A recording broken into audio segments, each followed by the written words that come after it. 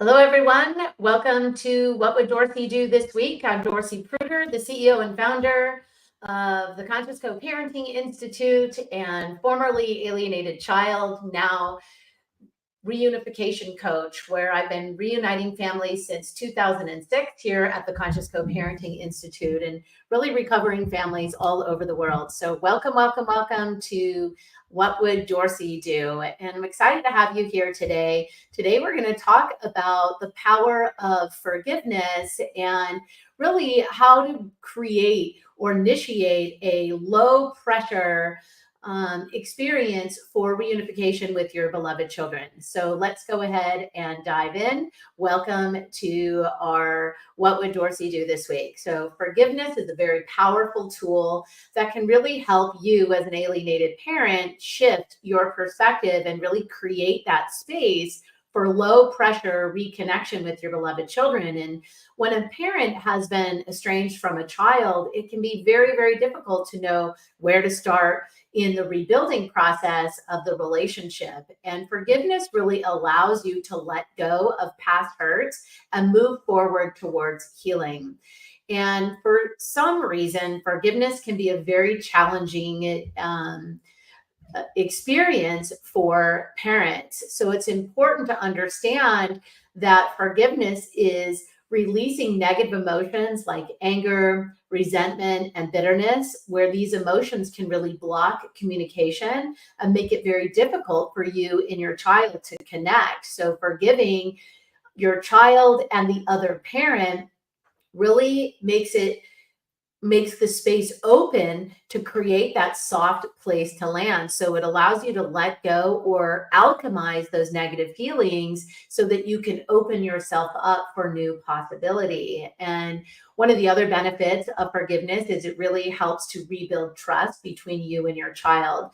So when there's been a breakdown in a relationship, trust can be really hard to come by, but both you and your child will need to be able to rebuild trust, and somebody has to be the leader. And since you're the parent, that is you. And for those of you who may be new to my community, welcome. I'm super glad that you're here. I coined the phrase the chosen parent in 2006 when I was speaking at a conference and really taught, or not, I'm sorry, not 2006, 2017, I think 2006 when I started, 2017 when I was speaking at a conference, and I was really trying to inspire the parents in the room and the professionals, helping you understand your perspective or shift your perspective about who you are, and that the child chose you because they know you're the healthier of the two parents and you're the one who's going to be leading the family out of the pathology. In order for you to do that, you have to move into the space of being healed. The space of forgiveness is where you kick that door open. So when we forgive, we also are able to see things from their perspective more clearly. It makes it easier for us as parents to empathize with them. And empathy leads us down a path towards greater understanding of our own role in the situation, as well as our child, as they are going through an immense hurt in the separation and the divorce. So forgiveness allows us all an opportunity for redemption, not just those who were wronged, but also those who did the wrongs, and even if it's unintentional. So it really gives everyone permission and often courage to admit fault without fear of being judged harshly or being rejected outright. Now, fault is an interesting word because when we focus on it, blame and fault, it has an inverse relationship with accountability and responsibility. And so when we focus on that, we get stuck in our victim mindset, targeted parent, rejected. And when we shift into our responsible, accountable mindset, chosen parent, then we understand we're responsible for creating the shift in the relationship, because our brains are developed as adults and our children's brains are not. We have to help lead them down the proper path. So forgiving our children really takes time, and it's hard until it isn't. But doing so really offers this immense benefit, such as releasing this pent up emotion. And these pent up emotions only serve to create an even wider divide between you and your children. So when we are stuck in the past and we're stuck in the unhealed trauma of the separation and the divorce and the cutoff from our children, and we focus on that, then we keep getting more of what we don't want. So we want to be building trust and creating space for empathy and understanding. And remember, empathy and understanding flows to you, to the child. You're the leader. And many parents get tripped up with the haughty and arrogant and rude and disrespect from the alienated child, and it's completely understandable. You want them to behave better and treat you better. However, when they are completely encapsulated in the pathology and you get destabilized by the pathology and you're stuck in a victim mindset, you're stuck in the despair, then the child has no leadership of how to show up differently, how to be in the space of forgiveness, how to be in the space of healing the trauma. So, as a beloved chosen parent, I know it can be really incredibly challenging to navigate this complex emotions and the dynamics that come with having an alienated child or children. However, when you start to attune to your child's needs, you start to repair the damage done to the relationship, whether it was caused by you or not. So we have to take the time to understand their perspective and validate their feelings. And then you begin to rebuild the trust and establish that healthy reconnection with them. So as we've been coaching clients since 2006, one of the first things we do is we've got to initiate these low pressure methods by really attuning to the child. We have to create the space for casual experiences and interaction with the child. So when you're attuning to your child, it involves listening actively, no judgment, no defensiveness. It means acknowledging their pain and struggle while also setting boundaries for yourself as a parent. And this approach really allows you to create a safe space where open communication can occur. So it leads you to deeper understanding and healing. And one of the most significant benefits of attuning to your child is that it really helps them feel seen and heard. So when a child feels like they're not being listened to or understood, they may become more resistant and even hostile towards you as a parent. So, attunement sends the message that you care about their well being and you're willing to put the effort in necessary to reconcile with them. I was listening to an audio recently with a client in their database, and one of the frustrating things is when the child is acting out, you can hear the alienating parent in the background coaching the child, and you never listen and you do all these things and yada, yada. And when the targeted parent was completely targeted and in the mindset of being targeted, the defensiveness and the arguing back was creating a space for the child to be misattuned. So the child was amping up in the narrative that you never listened to me, and the struggle, the power struggle ensued and continued. And I understand as a parent, it's easy to get caught up in feeling hurt and angry about what is happening or what has happened. But when we put ourselves in our child's shoes, then we start to gain the insight into why they may have pulled away in the first place. And ultimately, attunement sets the foundation for long-term healing between you and your child. And alienation is a symptom of of a dysfunctional family dynamic. And if you remain in the role, the mindset of the targeted parent, which we have a very big group here, and I see lots of comments from targeted parents. Nothing works. My child hates me. The other parent, nothing's going to work until the other parent is punished. The system's broken. The reunification therapists are incompetent, blah, blah, blah, blah, blah. And while all of those things may be true, if that's what you continue to focus on, then that's what you're going to continue to get more of. And so doing this inner work, shifting how you show up as a chosen parent, when you shift from targeted parent to chosen parent, you're saying to the child, I'm doing the transgenerational trauma healing in the family. I'm doing the work. I'm choosing to feel the pain and alchemize it and I'm going to attune to your pain, and I'm going to know what it feels like to be in your shoes. I'm going to put myself in your shoes. And while this process may feel hard at times, it gets easier the more you do it.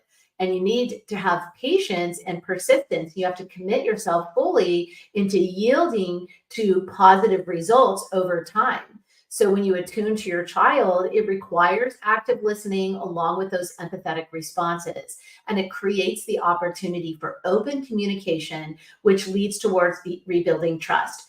In our Reconnect program, our reunification roadmap for parents, one of the most magical experiences I see is when parents really understand the methodology, first of all, and implement it and really understand what it's like to be the child. As a formerly alienated child, I remember trying to reunite with my dad many times over the years when I was 18 and then through my 20s and half of my 30s before I really reunited with him. And one of the greatest struggles was the misattunement, right? He was not attuning to me and I was alienated. So I was on hyper vigilance looking for a confirmatory bias to confirm my beliefs about my dad being bad. And so any little misstep and I would rage, and my dad would rage back, and he was attuning to my rage versus helping me attune with his empathy. And once we really discovered what this pathology was and what was happening in our family, it really made it easy for my dad to attune. And he was very good at it. My father did pass away in 2013, and I had several really good years with him and helped him reunite with all of his alienated children. And when he was 60, all of us were together. He has seven children, and we were all together for one time in our life at my dad's 60th birthday. And it was so beautiful to surprise him. And this attunement that he had watching him with his grandchildren, all of them, and how amazing and empathetic and intuitive he was with children was really such a beautiful gift for me to see as his alienated daughter. So I share this with you because I think it gets missed a lot. And then another thing I want to share with you today is about the importance of not pushing the guilt button with your child. In other words, too much pressure, too much too fast, the child feels overwhelmed. Guilt is a very destabilizing emotion of fear. And alienated kids, when we push the guilt button, they disappear. And when we have parents and they're starting to reunite and they get very excited, which is completely understandable, and then pounce, and it's like the velocity of the excitement of, being back with your child and wanting to catch up on everything all at one time, and too much, too fast, and the alienated child disappears. And it's because you're pushing the guilt button. And so you want to have success by celebrating the small victories and maintaining a positive attitude, slow and steady. Okay, so when we understand, it can be really, really challenging to recover your child and to avoid pushing the guilt button. So when you push with too much pressure and we expect too much from them too fast, it leaves the child feeling overwhelmed and guilty. And this can lead to negative consequences such as decreased time with the child because their self-esteem feels they feel overwhelmed because all the things that they've done and said start bubbling to the surface. So when you're like super nice, loving, and you're like all up on them, it's too much. So instead of putting excessive pressure when you are initiating this reconnection, you want to celebrate the small victories with them without saying we're celebrating reconnection, right? We want to recognize small accomplishments in our child and boost their confidence and encourage them to continue working towards whatever goals that they're working on about the child. So this is a ninja skill of really pouring unconditional love into the child. So as you're communicating with them and it's all about them and the door has been kicked open and the child is folding back in, we want to keep pouring unconditional love about the child, celebrating their wins. What are they working on? What are they doing? And having a positive attitude towards your child even when they're being nasty. That doesn't mean you are like, oh, thank you so much, that's so nice, right? It's diverting your eyes and giving the child the opportunity to save face, because oftentimes that toxic dump is reflexive, right? They're emptying their trash can. And then if you push back, then you're feeding the confirmatory bias, right? If you're just like all jolly, then you're pushing the guilt button. So you want to find the balance of holding the space, showing them, being demonstrative in the authenticity of who you are. This is why forgiveness, which is where we started, is mission critical. Forgiving yourself allows you to move into the space of understanding and acceptance of self. You didn't know what alienation was until you were seeped in it. This is normal. Nobody goes, oh, I'm going to avoid alienation in my divorce. Most people don't know what's happening until it's happened to them. Even though I've been banging my fists and screaming from the rooftops and all over social media since the inception, it doesn't matter, because if it's not in your awareness, you're not going to know until it's happening to you. And it's very rare that somebody says, oh, I don't want that to happen to me. And it's always because they've already experienced it with somebody else, somebody close to them. So we want to make sure that we're not allowing the negative emotions to live rent-free in our mind and in our heart and in our energy. So what's the message that you're sending to your child energetically? Are you the soft place to land? Are you the easy parent, right? Are you inviting them in? Or is your messaging, I'm waiting around, you've got to figure it out, I don't deserve this, you need to respect me? All of that messaging is pushing away, reinforcing a delusion. And whatever the other parent is saying about you, they know you really well. They know exactly how you parent. They know what all your hot buttons are. So they push them through the child. So I encourage you to forgive yourself for allowing that to happen. Shit happens, guys. It just does. When we get divorced, we get destabilized. Now we stabilize. We have to do this inner work. It's the most important piece is creating the soft place to land by shifting how you show up from targeted parent to chosen parent. And when we avoid pushing the guilt button in our child, we're ultimately strengthening their self-esteem and our relationship between our child and us. So we're promoting open communication channels that feel free of judgment and criticism. We're encouraging conversation around what went well versus dwelling on what did not go according to plan. And then we set healthy patterns of dialogue for years and years and years and years. You're a parent for the rest of your life, okay? So while parenting comes with its own unique challenges, no matter who you are or where you come from, understanding how to best support your loved one, your child, without overwhelming them with unrealistic expectations goes a long way towards really creating strong bonds, and it builds trust and mutual respect for each other. So you earn respect by being respectful, by role modeling to your child the behavior that you want to receive. So today is another framework of our 7th step in our Reconnect program, the Alienated Parents Reunification Roadmap.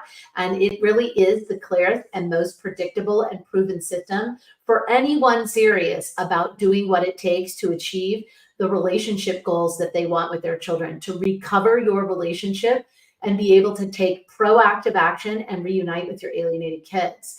And we partner with you in the Reconnect program so that you can achieve each step in the exact order. And phase 1, for those of you who don't know, is really the self-reflection or the reflection phase. And we utilize an alienation decoder system that really helps you as a parent understand the alienation in your family and how it impacted you and your children. And then more importantly, what to do about it. And in the alienation decoder, we're really excavating. We're getting deep into the weeds of understanding How did you get here? What's the transgenerational trauma in your family? How did this happen? And then after we decode that, we start to move into emotional regulator. This process really ensures that you can evaluate your personal emotions and actions quickly. And this really helps you excavate those emotions and shift at a deeper level. So a lot of what I'm talking about today, from targeted parent, victim mindset, stuck, fearful, to chosen parent, empowered, responsible leader, right? Illuminated. And the third phase, or the third step in phase one, is embracing the responsibility for change by using the responsibility pledge framework. This is where we design the reunification plan. What does your relationship with your child or children look like? We have to know. Nothing great in life is accomplished without a plan. We need to have a plan. And most people go into reunification therapy or the court system without a plan. And we're very, very adamant about the importance of following a step-by-step process. That's Reconnect, that actually helps you recover your children. And also a reunification plan, you need to have a plan. We need to know where it is that you're going. We need to know what it is that you want. And once we know that, it makes it very easy to implement each one of the steps. Then we move into the second phase, which is rebuilding. Now that we have a strong foundation, we start to rebuild from there. And we start with conscious communication, which is a process that really ensures success in mastering honest, assertive communication. The core mechanism for ensuring that you have a healthy relationship is knowing how to communicate properly to your child. So implementing what you've learned in the strong foundation, we're building the walls. And then how to manage your stress with our resiliency builder. So many parents have high ACEs scores, their kids have high ACEs scores, and those are adverse childhood experiences. And a lot of people misunderstand or think because you are living a normal life or what appears to be normal that you are very resilient.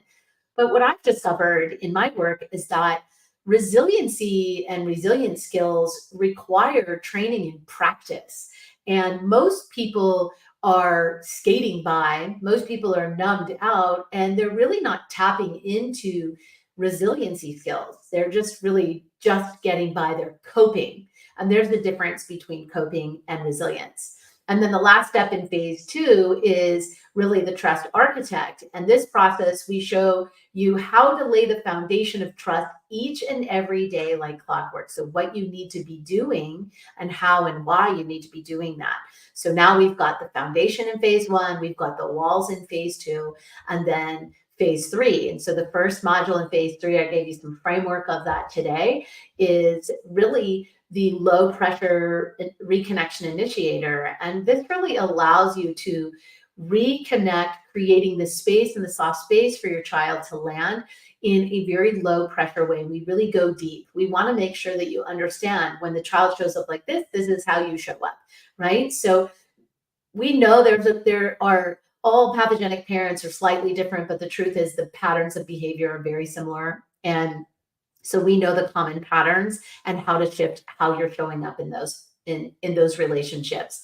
Then we go deeper into leveraging professional support. In our unique professional ally module, we understand that the world is filled with incompetent mental health professionals surrounding family court. It's just the reality of the situation. It's because these people aren't trained properly. Nobody's training mental health providers in school about how to handle this family dynamic. The family systems therapist and the clinicians aren't over here in family court. They created a whole new area of therapy.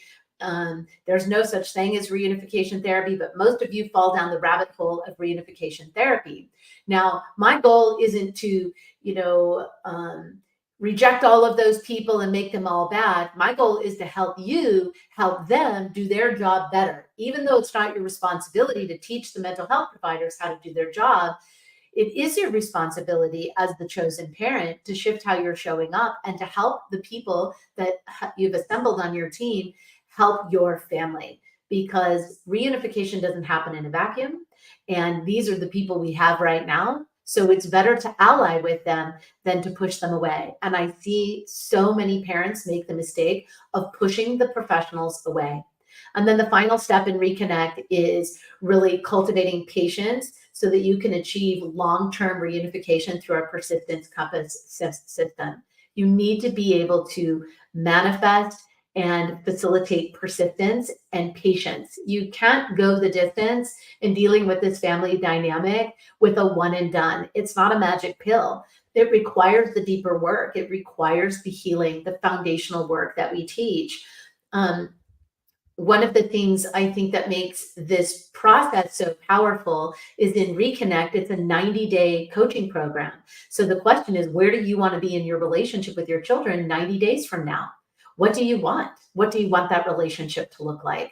You get a one-on-one coach in the program, so it's somebody who will be working with you on your specific situation. And there are 2 monthly live group healing calls with me where you actually get to sit in a love seat and I guide you through a really beautiful, deep healing process of integration and elevating yourself for implementation, implementing the skills that you're learning. So one of the things I've really learned in doing this work for almost 2 decades is it's not enough to just take a class or read a book or, listen to these videos. The deeper work really happens in the healing sessions and in the coaching and really implementing. You have to have support in helping you implement what it is that you're learning. So if you're committed to really improving and healing the relationship that you have with your beloved children and you really want professional support and guidance, then I would recommend scheduling a call. And my team will put a link in the chat here, scheduling a call with somebody on my team to talk about the Reconnect program and the way that we can help you work through the process to recover your relationship with your beloved children. So if you're ready to invest and make a lifelong change for the sake of your family and recovering your children, then connect with us. Click the link, schedule a free strategy session with somebody on my team, and we look forward to speaking with you. We really are here to support you in recovering your beloved children and resurfacing your unbreakable bond. So thanks so much for listening today. Remember, peace in so you can have peace out. Happy 4th of July, everyone. I hope you have the most amazing weekend. If you don't have your children, make sure you spend time with people who love you, who celebrate you, who fill up your love cup. Remember, you have to fill up your own cup so that it spills into your saucer. So you're giving from your saucer, not your cup. Your cup needs to overflow.